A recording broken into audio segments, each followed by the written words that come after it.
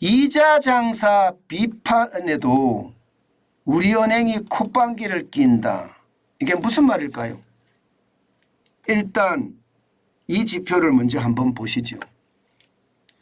우리은행 주담대 목표 이익률을 상향한 폭입니다. 플러스 0.31%포인트를 올렸습니다. 이것만 봐서는 무슨 말인지 잘 모르시겠죠. 저도 이것만 봐서는 무슨 말인지 잘 모르겠습니다. 그런데 이걸 잘 뜯어보면요. 주택담보대출의 목표 이익률을 상향시켰다.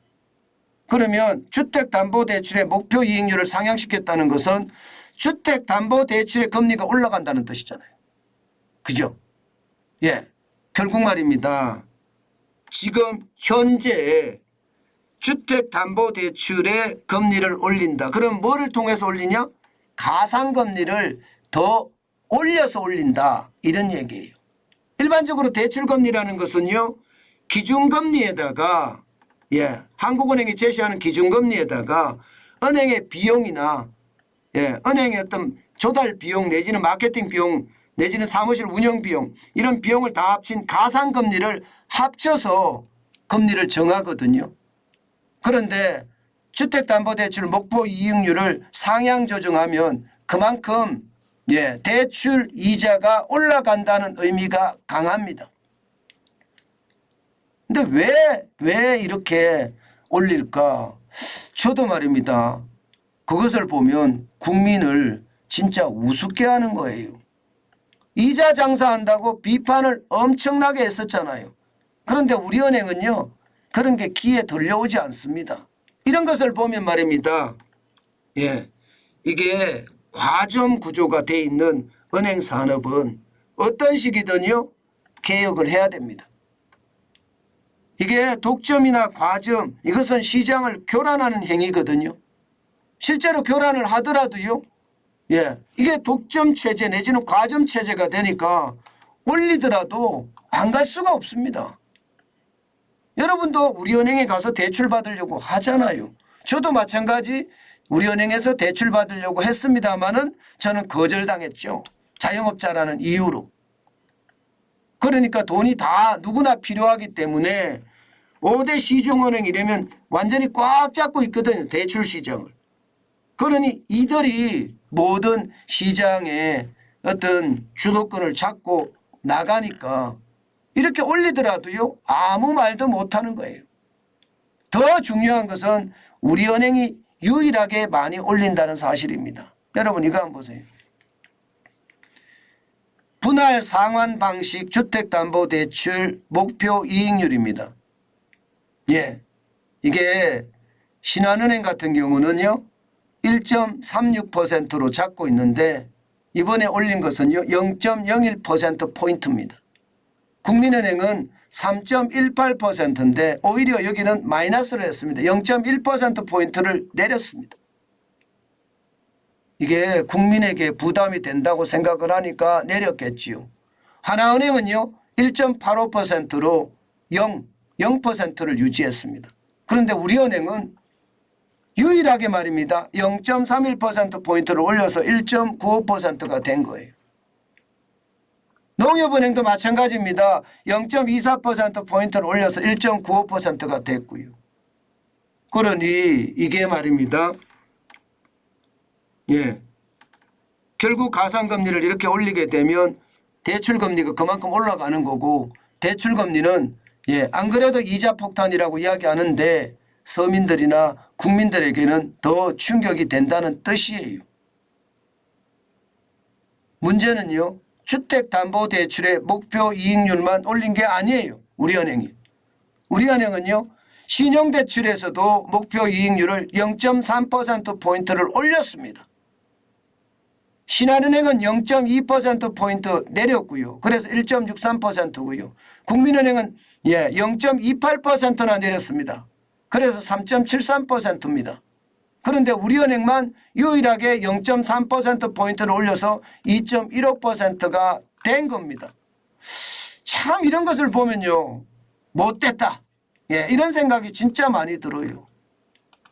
안 그래도 국민들은 이자 폭탄 때문에 예, 죽겠다 하는데 우리은행은 예, 뭐 자기네들 이익만 취하고 결국은 예, 뭐 성과급 잔치 내지는 연봉 잔치를 할 모양인가요 또?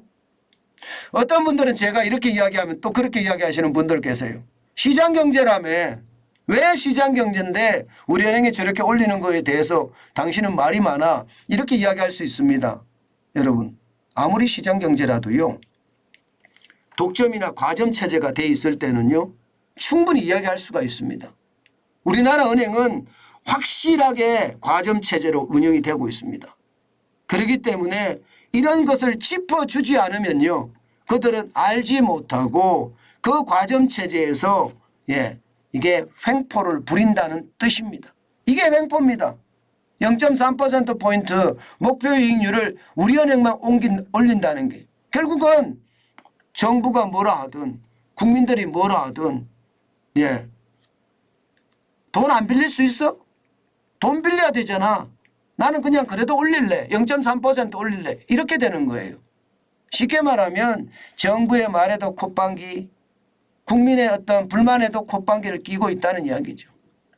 사실 말입니다, 여러분. 사실 우리 국내 은행들 보면요. 이자 장사 심각합니다. 한번 보실래요? 예. 지금 이자 장사가 얼마나 심각하는지 한번 보세요.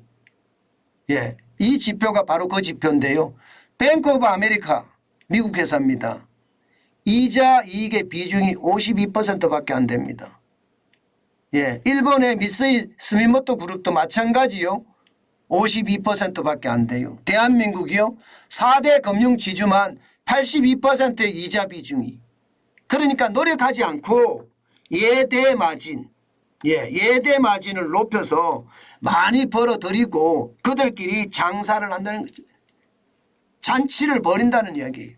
이거는 아니잖아요. 이거는. 예.